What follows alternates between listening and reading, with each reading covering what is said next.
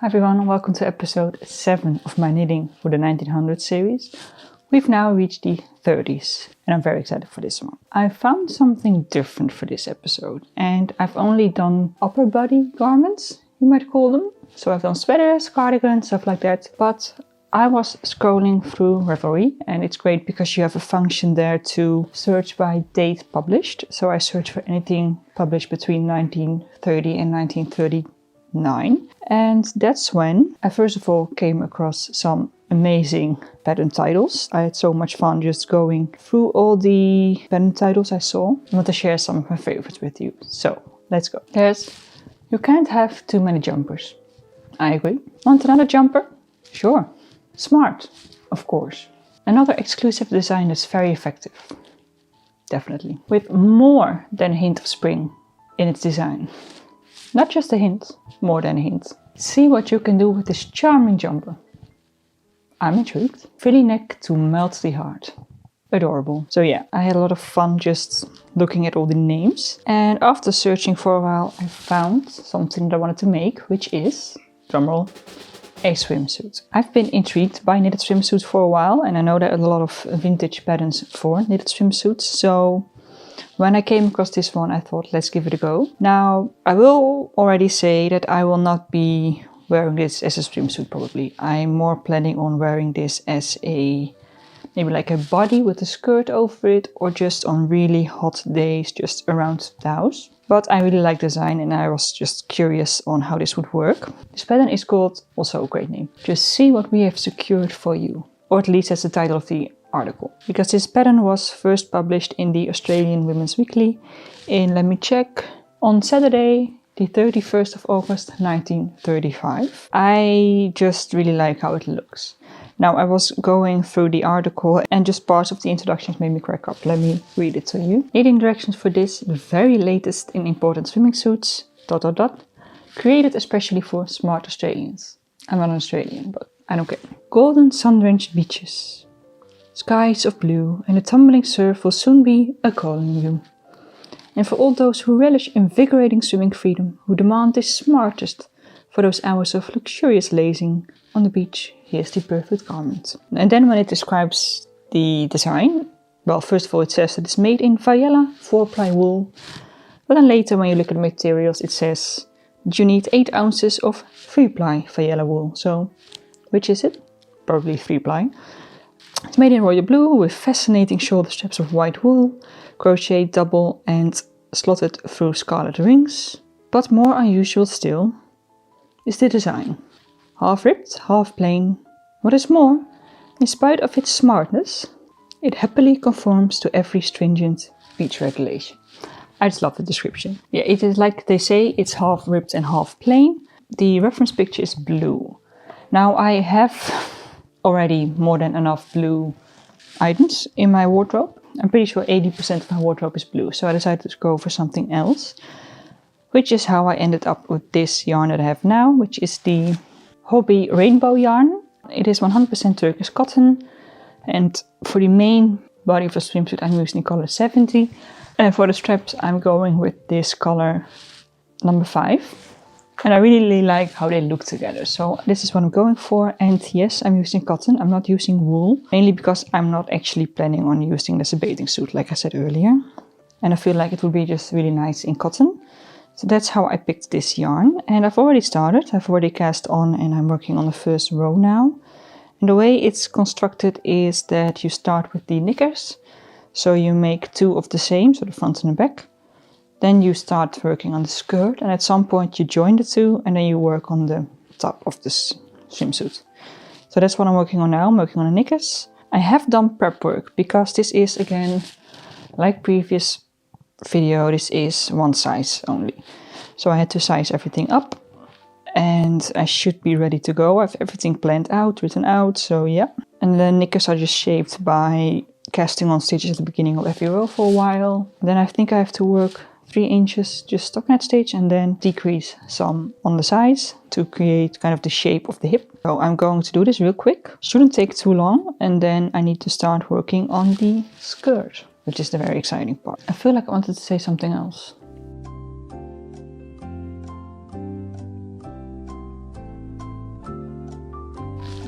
don't know. Maybe not. If I remember what I wanted to say, I'll let you know. For now, I'm going to just knit.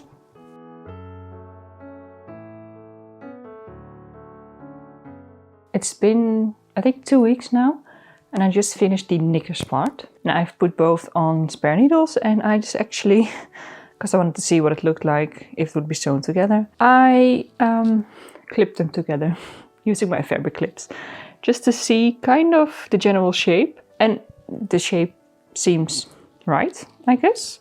I don't know. We'll have to wait till it's done and I can try it on. But I think this is looking great so far. Really happy with this. And now I started working on the skirt. I believe I'm doing the front first. So here we are. I just started. And for this I did 4 rows of just a simple 2x2 rib. And now what I need to do is continue working that same rib pattern on the first half of the stitches, and then the other half is going to be stockinette stitch. So I started working on that now, and I need to do that until this thing measures 13 inches. So it's going to take a while, but that's okay. I'm going to do that. And then once that is done, I'm going to connect the skirt piece to one of the knickers and continue working them together as one piece and do the whole rest of the front. But we're not there yet. I first need to do 13 inches of this. So yeah.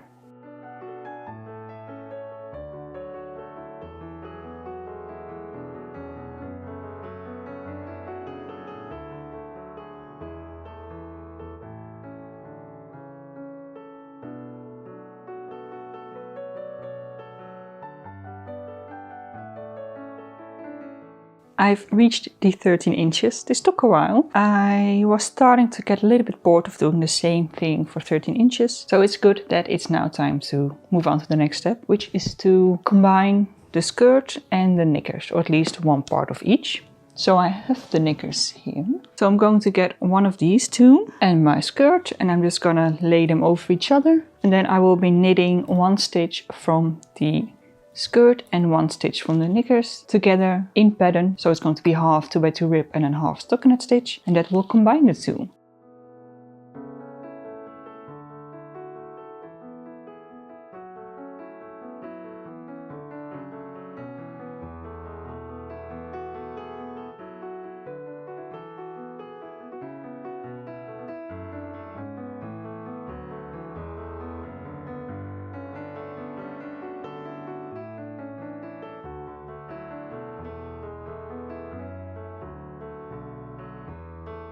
So they are now joined, as you can see.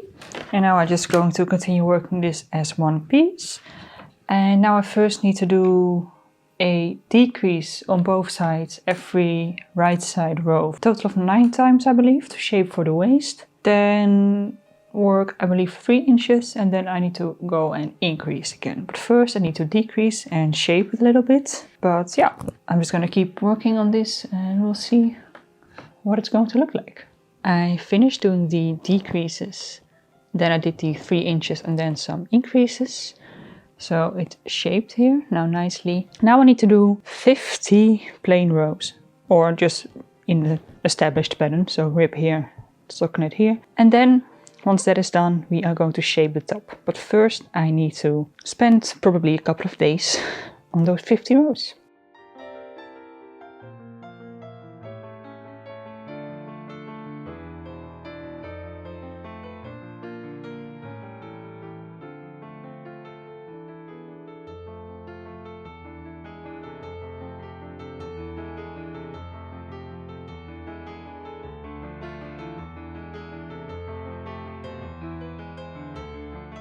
So that's the 50 rows done. That actually went much quicker than I thought it would. So now the main part of the front is done. What I need to do next is work on the top. So for this, I simply need to work on one half of the stitches first, leave this half for later, and just do a bunch of decreases until there are 4 stitches left.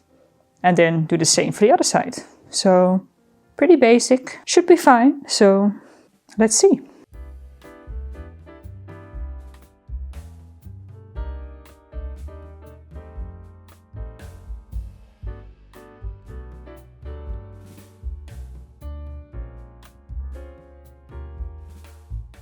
So that's the whole front done. It looks a little bit strange like this, but that's to be expected, I feel like. It looks slightly more normal when I stretch it out like this, so this will definitely need to be blocked. But I also feel like once I sew it all together, it will look way more how I expected it to. Anyway, the front is done. Great. I've also started working on the back. This is how far I am now. Not very far yet. But yeah, for this I need to do almost the exact same as I did for the front. So I need to work 13 inches of this. Then I need to connect it to the second half of the knickers. And then I need to do some hip shaping, work 3 inches, just the same as I did for the front. And then the instructions will change. So the top will be shaped differently, but I'm not there yet. I first need to do quite a lot of knitting to get to that point. And that's just the exact same as I did for the front. So let's just fast forward. So for you it will be a second, and for me it will be probably 4 days. I'm now at the point where the instructions for the back are going to be different from the front. Because on the front, after I've done the 3 inches, so the point where I'm at now, I first did a series of increases. Then I worked 50 rows and then I started shaping the top. Here we are going to increase and shape the top at the same time.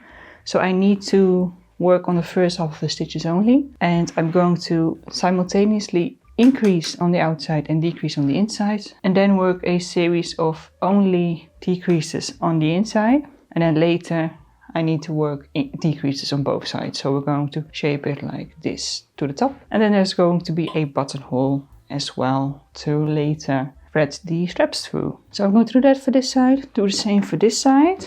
So yeah, there's going to be a lower back because we are starting the shaping much earlier than we did on the front, and we'll see how this is going to go.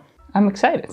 We're almost done with the main knitting of this thing, and I'm excited to see what it will look like when it's actually put together.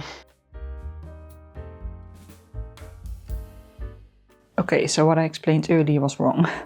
I didn't have to decrease on both the inside and the outside, only on the inside, because it's designed in a way that it will join right where I started decreasing on the front, so that it's one continuous line from the top part of the front piece all the way down to the back. So that's what I did. Here's the buttonhole.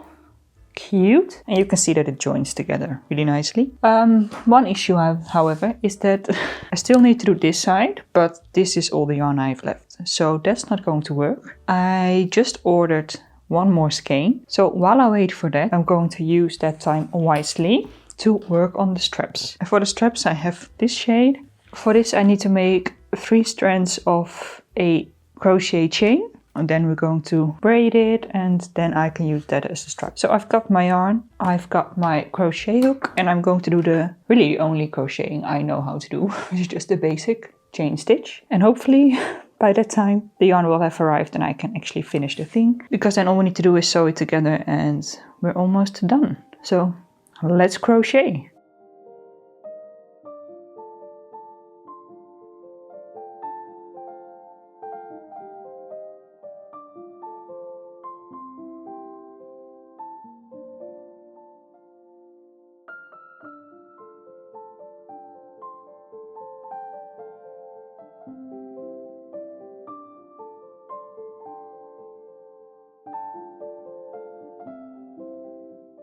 That's the string strap kind of thing done. I've also received my yarn and I finished the back piece, and both pieces have been blocking for a couple of days and they are now done. And while they were blocking, you could definitely see the shape much better than before that, and I think it's starting to come together now. Now all I need to do is sew all the side seams together, so that's including the side seams of the knickers, and then sew the crotch seam. And then I also need to, I almost forgot about this, but I also need to crochet around the leg openings and I think around the neckline. I need to double check that, but I might do that anyway because I feel like that would just give it a really nice finish. And then I need to sew these wooden rings to the tops of the front pieces, the points up here. And then we're almost done, because then all I need to do is figure out how exactly I'm supposed to thread the straps through, and then we can go to the reveal. Very excited about this one, very excited. I have no idea how it's going to look and I can't wait to try it on.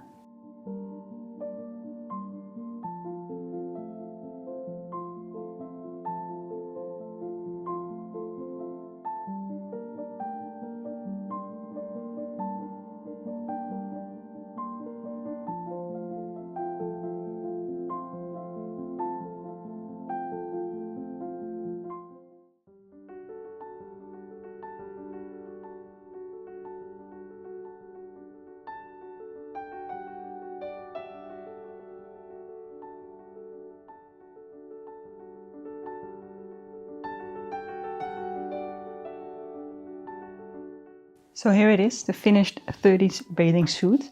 And I think it would actually work really well as a bathing suit. I'm not going to wear it as a bathing suit, like I said earlier, but I think it's kind of cute. I did change a couple of things at the end. I added a little split here at the bottom, so I didn't sew all the way down, just for a little bit more movability. And I was really confused about how I was supposed to do these straps. So I ended up doing what I thought would be right. So I just threaded it through the 3 buttonholes here, up, and then I put it as a little halter. So it goes along my neck, and I think that worked out really well. I also feel like I did the scaling up pretty well. It fits, so that's fine. This could have been a little bit longer, I feel like. Apart from that, I think this has been actually kind of successful. And again, the pattern wasn't that difficult. I really thought by this point it would be more difficult. It's still going pretty well, so I'm excited to continue. There are only 3 episodes left, with the 20s, the 10s and the 0s, and I'm really excited for those as well. Oh yeah, I wanted to show you something, because I had another vision for this. Let me show you. I thought it would be really cute as a bodysuit with a skirt, and I was right. I think this looks adorable. So again, very successful project. And with that, I'm going to wrap up this episode here. Next time I do the 20s, which is going to be a little bit different, but I'm excited for it. I'm going to leave you with my Hexie Puff updates. Thank you for watching. I hope you have a great day, and I will see you in the next one. Bye.